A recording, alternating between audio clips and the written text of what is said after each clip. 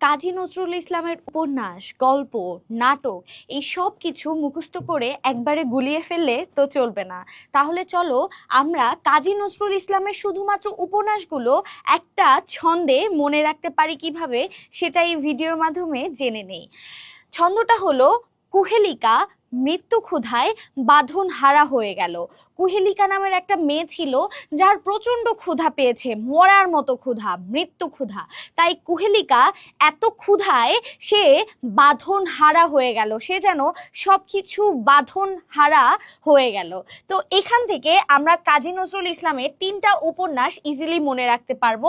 সেটা হচ্ছে কুহেলিকা, যেটা 1931 সালে রচিত। এরপরে আমরা দেখতে পাচ্ছি মৃত্যু ক্ষুধা, যেটা 1930 সালে রচিত।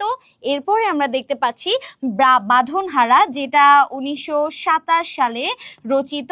তাহলে কাজী নজরুল ইসলামের তিনটি উপন্যাস যথাক্রমে কুহেলিকা, মৃত্যু ক্ষুধায় বাঁধনহারা হয়ে গেল, সেটা আমরা ইজিলি মনে রাখতে পাচ্ছি এই ছন্দের মাধ্যমে।